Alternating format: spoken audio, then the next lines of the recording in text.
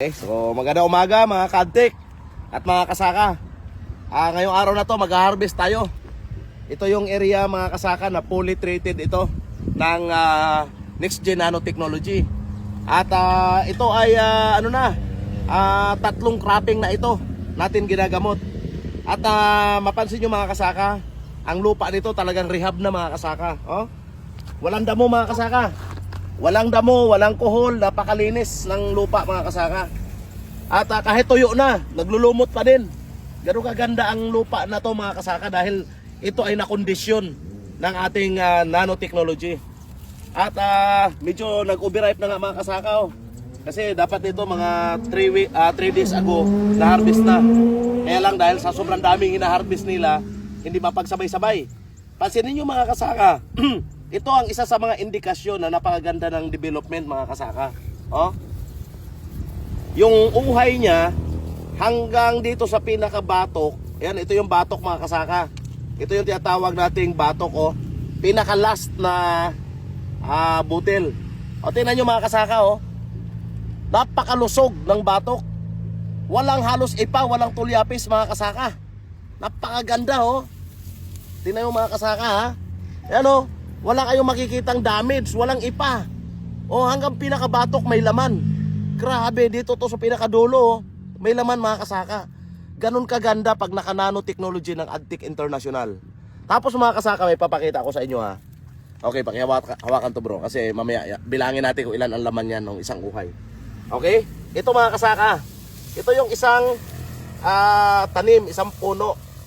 Bilangin natin mga kasaka, ang tawag nito productive tillers.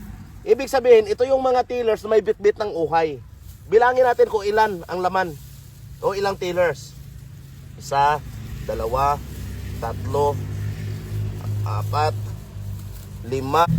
39.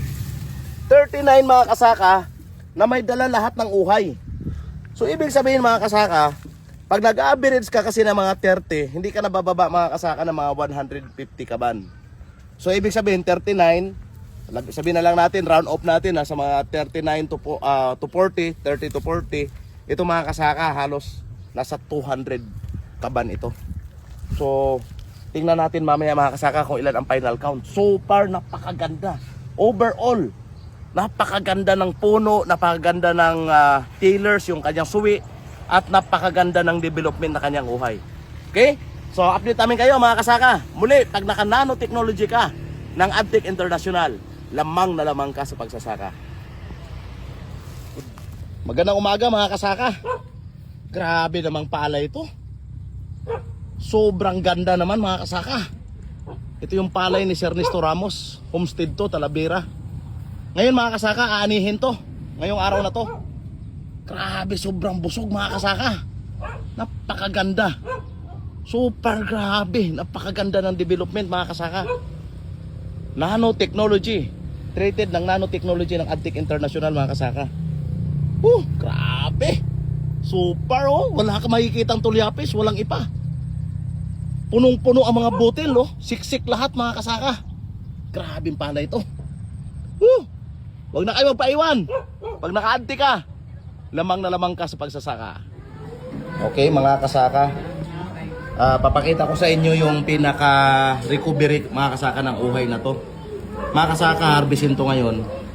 Tingnan nyo mga kasaka ito yung mga nasa batok nya. Ito mga kasaka yan yung batok. Ibig sabihin mga kasaka, ito yung pinaka-huling-huling na hihinog. Kasi dito nag-umpisa yung hinog papunta rito sa batok.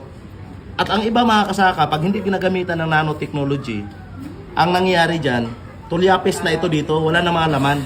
Pero tingnan nyo naman ito mga kasaka napaka niya, busog na busog buong buo mga kasaka. At bibilangin natin kung ilan lahat ang nito, ilan lahat ang butil mga kasaka. Ito yung isang uhay. Tingnan natin kung ilan ang recovery. Ayan mga kasaka ha. Natin. Bilangin natin to. Grabe. Sa tingin ko mahigit 300 to mga kasaka. Grabe. Napakaganda ng development. At mga kasaka, ito ay 3 cropping na ginagamitan. ng ating technology. Kaya talagang ang lupa nito, ano na, naka-recover na. Kondisyon na, kumbaga kondisyon na. Grabe oh, walang ipa mga kasaka oh. Lahat malaman ang butil.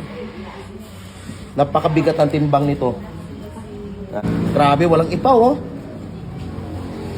Yung mga green na yan mga kasaka, hindi ipa yan, may laman yan. Oo, grabe, walang ipa. Isang uhay mga kasaka, walang ipa kahit isa. Grabe naman to.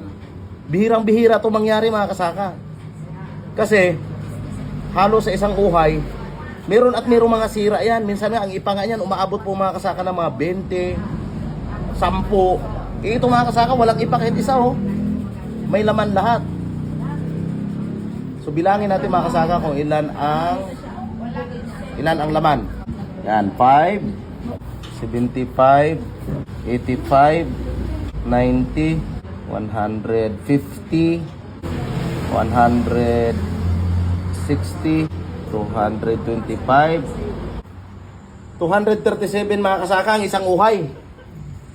Grabe to. Pag i-compute natin yan mga kasaka, 237, 40 tillers.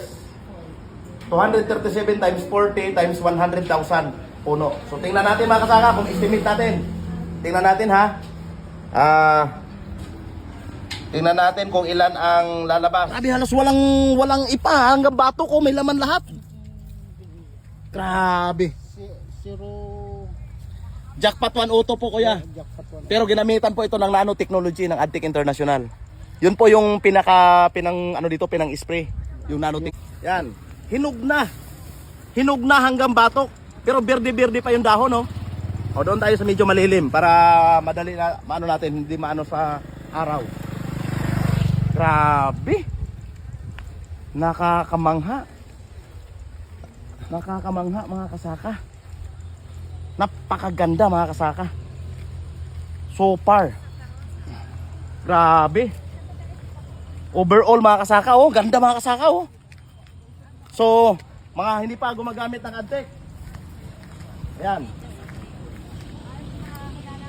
Tabi ka.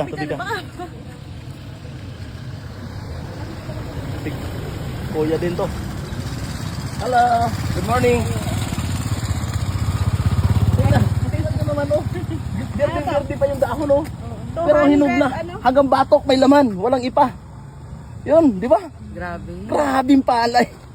Sa mga marunong sa palay, sa mga marunong tumingin sa palay, pag pinakita mo to, talagang ito yung unang titingnan, yung batok. Kasi pagka ang batok manipis, walang laman, ibig sabihin hindi maganda recovery. Pag binigas yan, ibig sabihin hindi maganda. Pero ito kasi malaman lahat. Pag binigas ito, napakataas na recovery nito. Nasa 75% ang recovery. Halimbawa sa isang kilong palay, ang makukuha mo halos mga 700 grams. So ibig sabihin sa 2 kilo, makakakuha ka ng 1.5 kilo na palay na bigas. Yan ang recovery pagka ganito kaganda. Good morning, sir. Dito tayo kasi medyo malilim dito. Hindi tayo masyadong ano sa araw. Grabe oh, nakakagulat oh. O green pa yung dahon. Ilang namin magkano yung bilang 237 237. ang butil. Green pa yung dahon oh. Pero hinog na lahat. Affected siya. Bro, walang ipa bro. Hanggang batok. Eh no? Hanggang batok dito may laman oh. Oh. Grabe. Titignan po natin kung ilang kabansa ang mga kukuha dito. Saka at mga Adtech family.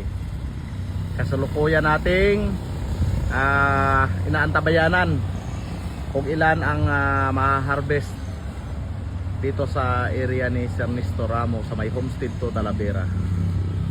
So ayan oh, ongoing tayo mga kasaka yung ating pagre-repair at saka abangan natin mamaya. Ayun, hinahakot naman yung mga sako-sako na nakakalat at abangan natin mamaya mga kasaka kung ilang kilo per bag at saka ilan ang MC. So i-update namin kayo at ilan ang total harvest nito mga kasaka. Ito ay 3 cropping na ang ginagamitan ng ating next gen advanced technology kinokondisyon ang lupa nito at saka talagang kompleto ito mula land preparation to harvest ng mga technology na nanotechnology. So i-update namin kayo mga kasaka at nakaka-excite, sobrang ganda ng palay, napakaganda ng recovery, ang ganda ng mga puno at talaga namang yung uhay niya busog na busog. Okay, so update namin kayo mga Kantik family. Grabe, ganda.